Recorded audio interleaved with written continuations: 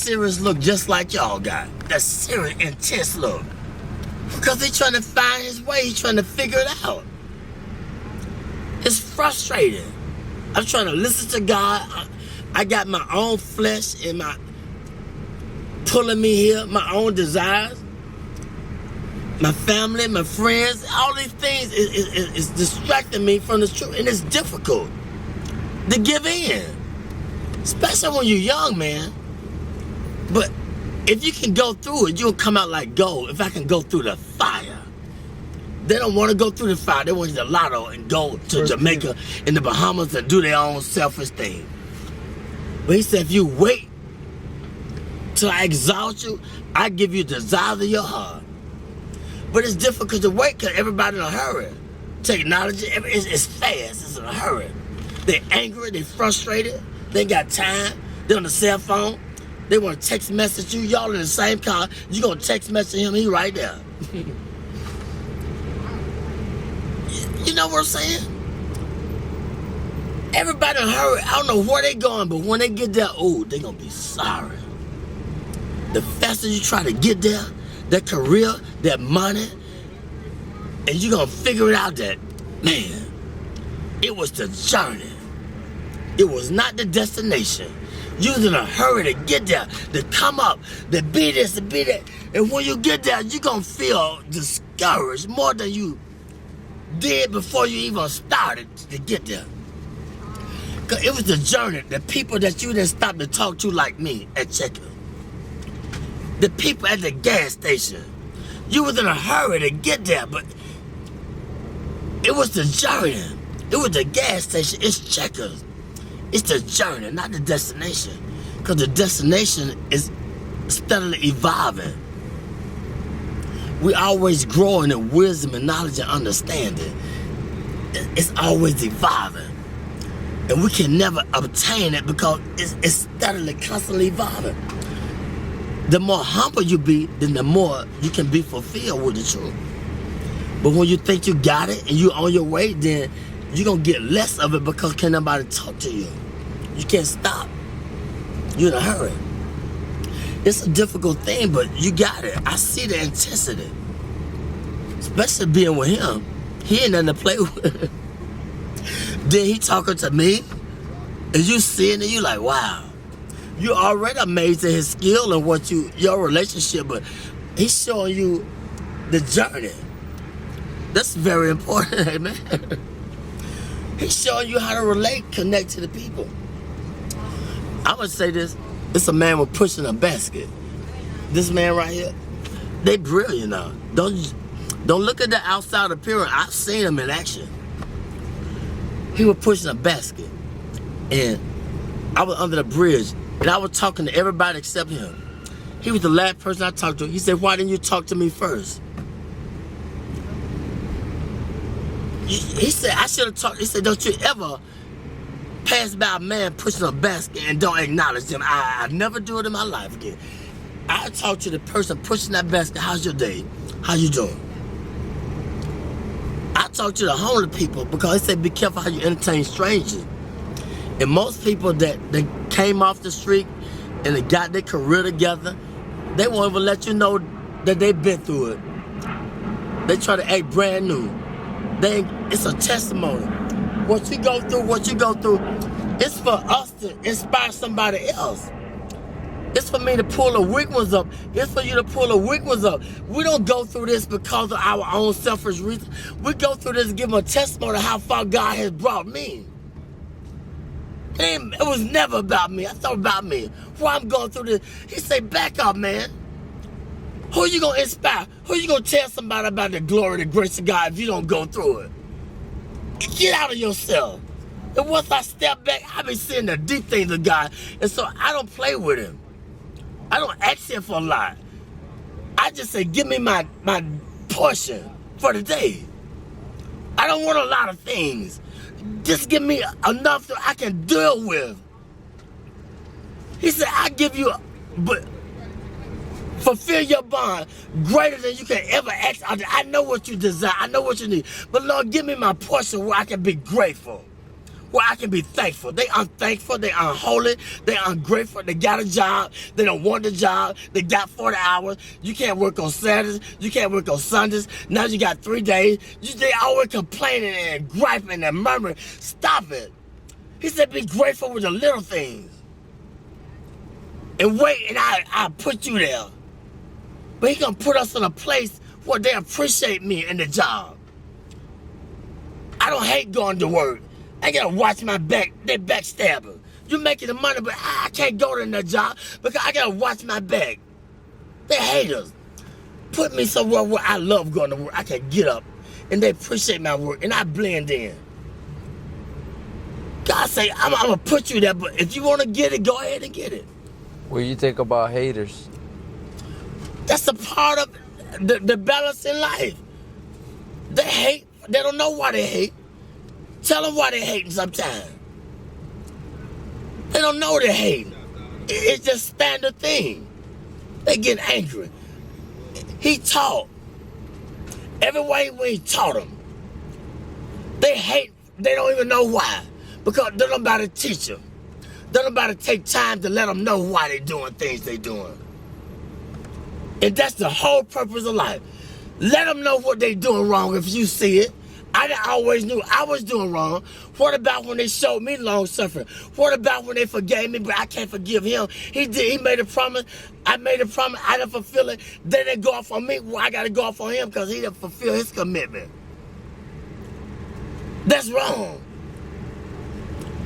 You got to teach. They don't know. The only God they know is through you, through your experience. They don't know about church because you can't go to church because it's a business. And all the church people, it's a clique, it's a club. And they done forgot about God, it's a business. Look here, it's just the world. Ain't nobody being bold and talking about God because don't pray in school, take the prayer out of school, all these things, it's the world. We're getting in a time where God is not popular no more. And if you talk about it, I don't believe in Jesus. I don't believe in God. I believe in this. I don't care what you believe in. Let my spirit speak for me. Let my action. But it was a time when I was just a hearer and not a doer. But it got to balance out. You got to go through the fire in order to be a doer too. You're going to be a hearer, then you're going to be a doer. But don't let people throw you off your journey. You can't beat nothing. It's between your relationship with God. They can't understand you all the time because you're trying to figure out your way. I'm trying to figure out my way. I can't prove nothing to them all the time. I don't need them to figure me out. All I got to do is just be patient and do what was in my ability, my boundaries. I don't need to outstep my boundaries. I ain't got to prove nothing to you. You didn't feel me? No. You gonna feel me. I can't put the expectation on you. I don't always feel me, understand me. So that's wrong. Be humble. Acknowledge him in all your ways. When I do wrong, I said something wrong to offend you, forgive me. I got to say it right away, get it over with.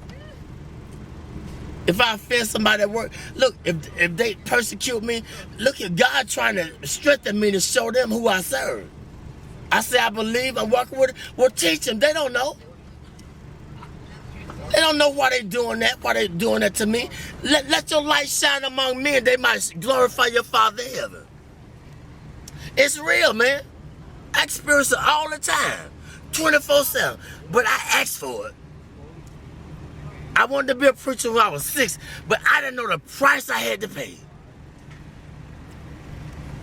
Much wisdom, much grief, much sorrow. Ain't no other way you're gonna get it. But if you can just go through the fire, you'll be like gold.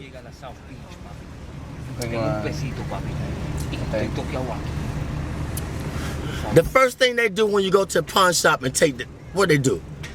How do they determine if it's gold plated or what? What they do? What kind of test they take it through? When you take the jewelry to the pawn shop, how do they determine if it's real or fake? They put it through the acid test. They put the fire upon it. That's how we know if we're real or fake. We're going to go through the fire. You're going to have disagreement with each other, but it's okay. You're going to be friends, But if you have a disagreement, it's just a different agreement. That don't mean you ain't got to see him no more and talk to her or talk to her or whatever. I want to go to work. I don't want to go to work because they stressing me out on the job. You feel me? They ain't receiving me with my full potential. And I don't know why I don't want to go to work. I got to understand why. Why I don't want the job? Because something ain't right. And I got to acknowledge it. I ain't going to sell my soul for the job. God said, I'm trying to put you over here, or I'm trying to let them know through you, let your light shine. But I'm hating on them because they ain't feeling me. They don't understand me. Amen. You got to teach them. You see how they flee? Yeah. They want $1, want a quarter. He could have got everything that he needed if he just would have been patient, but it's okay. You recording this? Yeah. It's okay. I'm telling the truth. It's all right. I thank God for you. Y'all are blessings to me. A true blessing. I ain't got nothing to hide. My burdens are heavy, but when I'm weak, he's strong through me. He speaks through me. The weaker I get, the more frustrated I get with my life, and I did this, I did that, then the more he speaks through me, the more he takes control of me. That's just where he wants you at. Get frustrated. That's when he gonna speak through you. But he gotta get you in that point where ain't nowhere else to go but to him. He said, those that I love, I correct them. I chastise them. When you go to jail, it's called the Department of Correction, Rehabilitation. But we get mad at the correction. He said, if I didn't love you, I would correct you. He could have took our life. Amen? Man. He could take the life. But he corrected me. I just thank God for y'all. I see it in your eyes, but this was Solomon asked. Solomon was the wisest man that lived. He had everything that man could desire. But one thing God said, leave the foreign women alone. But he couldn't understand why he had a desire for the foreign women. But see, the Lord knew that they were going to turn his heart against him. They were going to make him idol worship and build a God. But he didn't understand it. And I'm going to say this, the preacher, he searched the world out. He said, I want to know the basis behind wisdom and knowledge and understanding and foolishness. See, you can't know wisdom and knowledge and should be a fool, but we don't want to be foolish. That's the only way you're going to get it. You got to be a fool first. How you going to know a fool when you see a fool? How you going to know foolishness if you haven't been foolish? Foolishness, it comes with, it's painful. Because we think we all of that. We got a lot of abilities. We can create. We can send man to the moon. We can be inventors, but we're limited. If I understand that I'm limited, then that's when God takes control and gives me the wisdom that I desire. Humility. Be humble. If you don't understand your purpose, ask God. But ask him in sincerity. What's my purpose, God? Did you ever ask that question? What's my purpose? Why I'm here? What am I meant to do? But sometimes he can't tell us all at once. It might be too much. But be sincere.